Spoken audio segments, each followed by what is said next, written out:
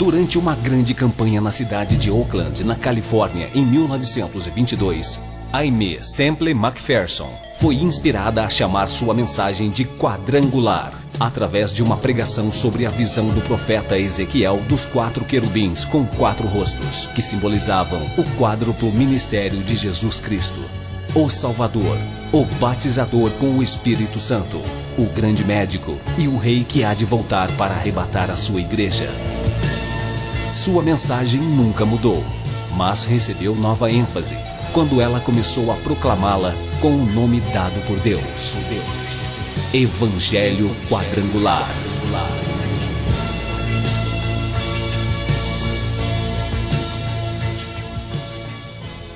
A Igreja do Evangelho Quadrangular Independente passa a apresentar o programa Cristo Esperança Nossa, numa palavra poderosa a seu favor.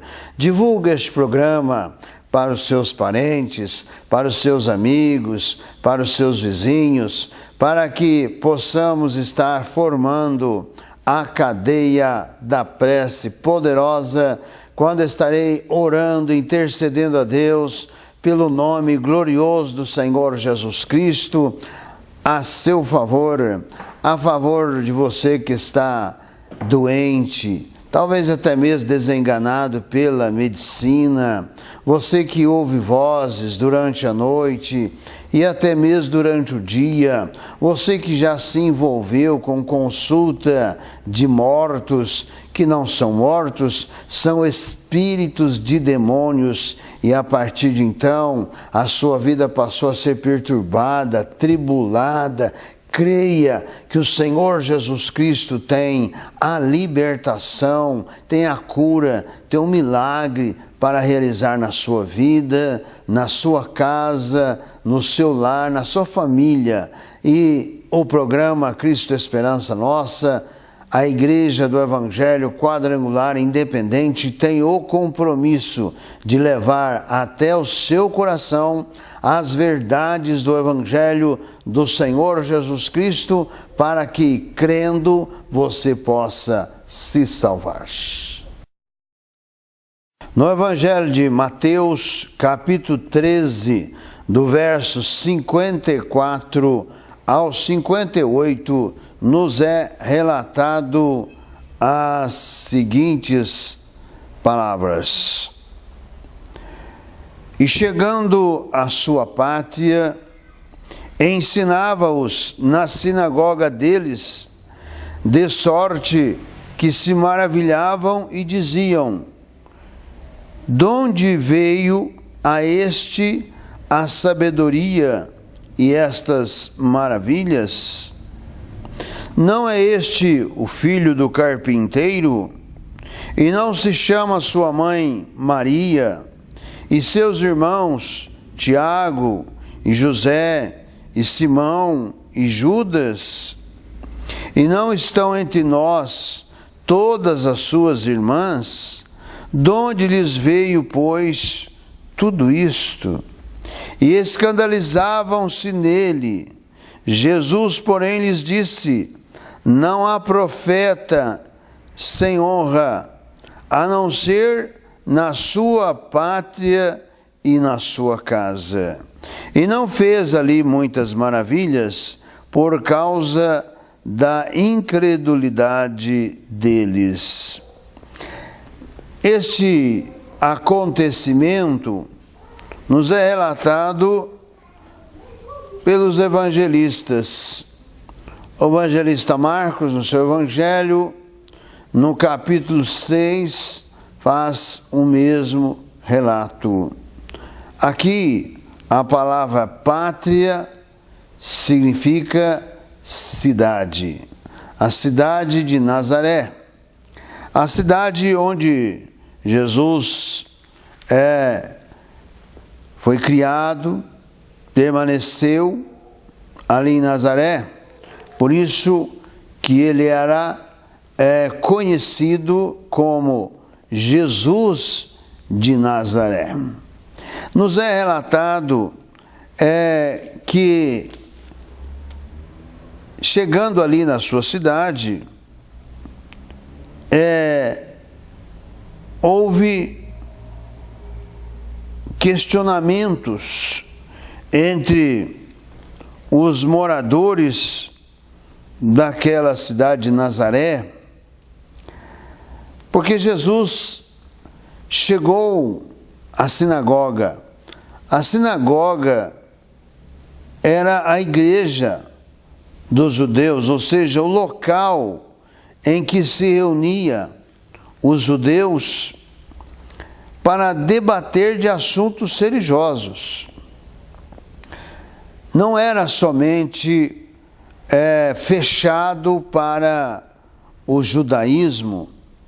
Toda a questão religiosa era levada até a sinagoga. É por isto que nas cartas de Paulo e também no livro de Atos dos Apóstolos, nos é sempre registrado que Paulo, quando chegava a uma cidade, ia até a sinagoga para falar, anunciar a respeito de Cristo, a respeito de um Cristo vivo, ressuscitado. Havia debates ali na sinagoga a respeito de Cristo. E o apóstolo Paulo, muito conhecedor, profundo conhecedor da lei de Moisés e das práticas do judaísmo, ele confrontava os judeus, inclusive, e também gentios, a respeito da obra que Cristo havia realizado e da veracidade da ressurreição de Cristo. Sempre que o apóstolo Paulo adentrava numa sinagoga, muitos se convertiam a Cristo. Ao mesmo tempo, muitos se tornavam adversários. Os judeus radicais, eles se tornavam opositores, porque Paulo apresentava aquilo que o Evangelho de Cristo, ou o próprio Cristo, já havia cumprido, ou seja, a lei de Moisés.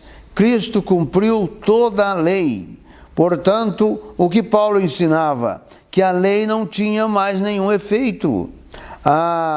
Todos os atos da lei já não havia mais sentido de ser praticado.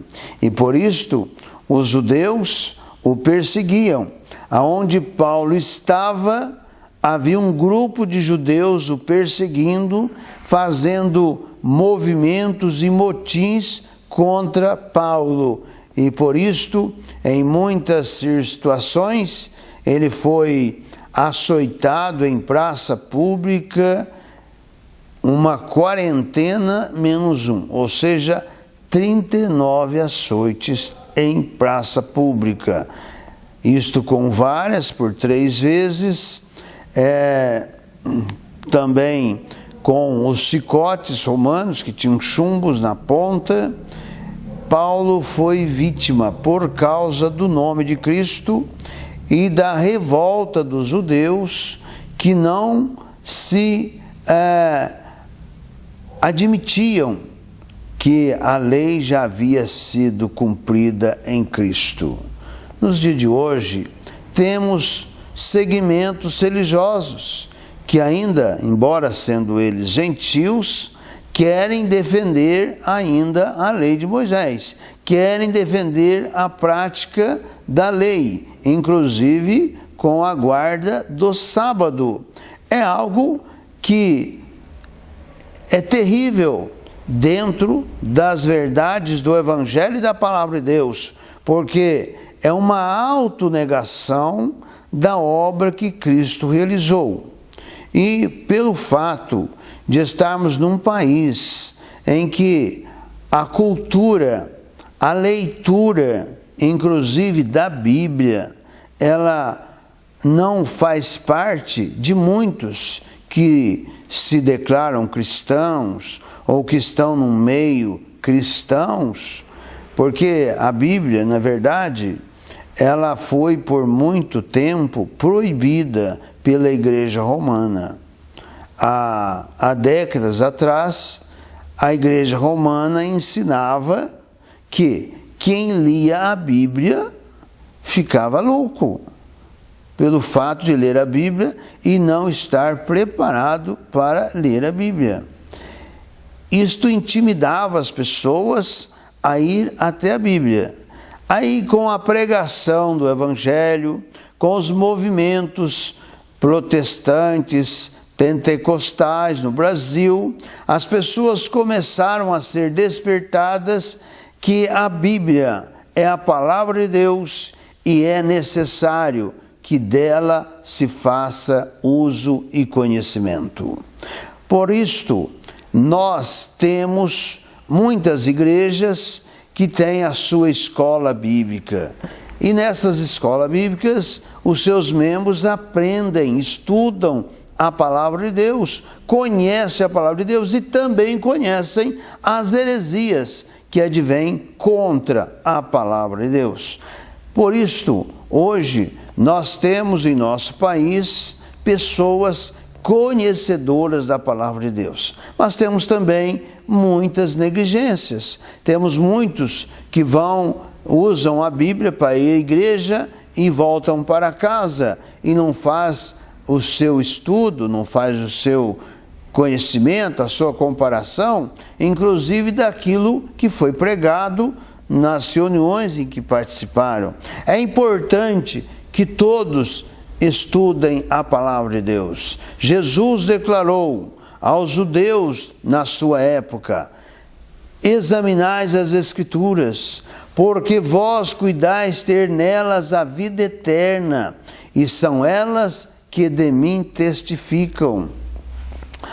Nos dias de hoje, precisamos tomar conhecimento do Evangelho, das verdades da palavra de Deus, para não ser enganados, para não ser levados para rodas de doutrinas que não tem nada a ver com Cristo, não tem nada a ver com o Evangelho.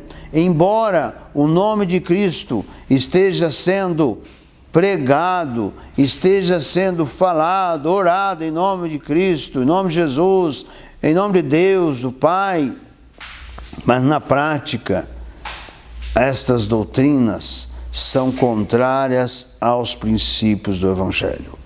A salvação é pessoal. Nenhum movimento religioso não vai salvar ninguém. Quem quiser se salvar precisa crer e precisa receber as verdades do Evangelho.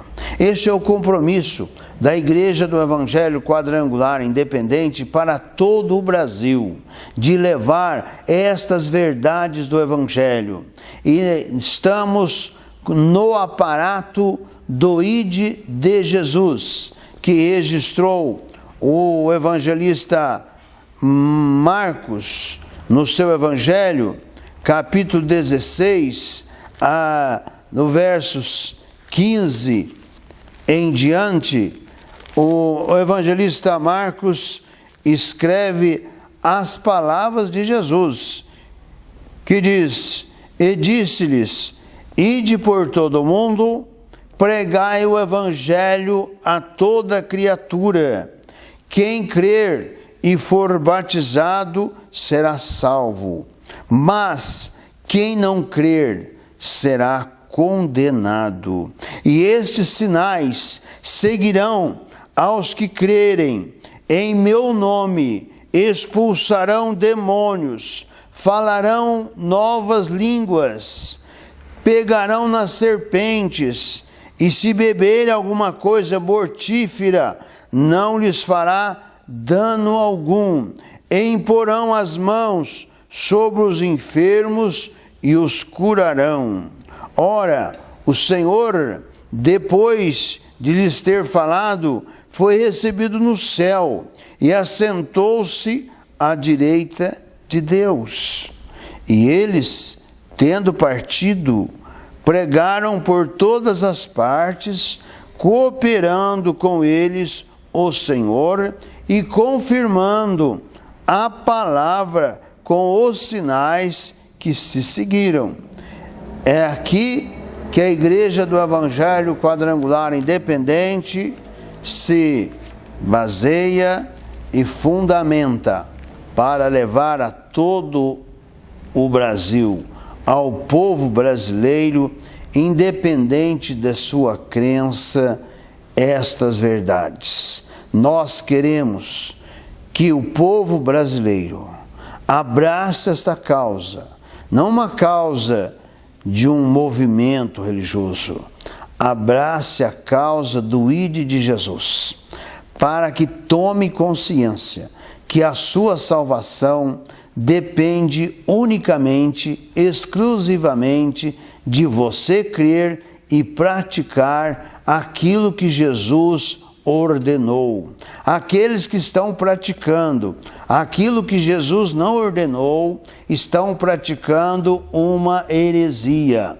Aqueles que estão crendo e sendo absolvidos por estas heresias, por estas práticas antibíblicas contra o Evangelho, estas pessoas estão dando mão e estão alimentando estas mentiras, estas falsidades. Existe um adágio popular que dizia que todos os caminhos levavam a Roma. Isto ocorre dentro dos movimentos religiosos, que todos os caminhos, todas as práticas, não importa qual seja ela, leva ao céu, leva à salvação. Isto é uma grande falsa, é uma grande mentira, porque a salvação é pessoal para aquele que crê e aceita e recebe a Jesus Cristo como Senhor da sua vida e Salvador da sua alma. Portanto, você que me assiste, depende exclusivamente de você abrir o seu coração e crer e receber Jesus como Senhor da vida, Salvador da alma. O Senhor Jesus foi criticado na sua cidade porque ele estava demonstrando um conhecimento que os religiosos da época não tinham. Por isto foi questionado a respeito da sua família, a respeito da sua origem. O seu pai, que era carpinteiro também, José, provavelmente já falecido, e também é enfatizado a sua mãe, Maria, os seus irmãos, todos citados pelos nomes, e também irmãs, que não são citadas pelo nome. A Igreja Romana insiste a dizer, para alimentar a sua doutrina sobre a virgindade de Maria e sobre a ascensão de Maria, que é uma invenção da Igreja Romana, é para que todos possam crer que Maria intercede ou pode interceder para quem quer que seja. Maria, para mim, foi o maior exemplo de crente que a Bíblia nos apresenta. E quem quiser se salvar, siga o exemplo de Maria enquanto esteve em vida. Porque na morte ela não pode fazer absolutamente nada a ninguém, a não ser o Senhor Jesus Cristo, que não está morto, está vivo e ressuscitado. Feche os seus olhos, forme comigo a cadeia da prece poderosa e quero orar por você. Senhor Jesus, de todo poder, Senhor, de toda graça, juntamente, Senhor, com esta vida, Senhor, ó Deus, que está crendo nesta Tua palavra, Senhor, que abre o seu coração nesta hora, Senhor, crendo em Ti para a salvação da sua alma, perdoa os seus pecados, toca nesta vida, toca nesses entendimentos, toca neste coração, que possa se apegar contigo, com a Tua palavra, com o Teu Evangelho, com as verdades da Tua palavra, para que possa alcançar a bênção da sua salvação. Visita, Senhor Jesus, aqueles que estão enfermos, doentes, problemáticos, perturbados, aqueles que ouvem vozes durante a noite e até mesmo durante o dia, aqueles, Senhor, que já perderam até o sentido do seu viver, aqueles que estão lutando, batalhando contra uma doença, contra uma enfermidade. Em o nome do Senhor Jesus, eu me levanto nesta hora contra todo o poderio das trevas, obras de feitiçaria, obras de macumbaria, espírito da mentira, espírito da falsidade, espírito da doença, espírito da violência, que advém contra esta vida, contra esta casa, contra este lar, esta família. Em o nome do Senhor Jesus, eu estou repreendendo e desfazendo e declarando libertação, declarando cura, declarando vitória para esta vida, para esta casa, para este lar e para esta família, em o nome do Senhor Jesus. Amém.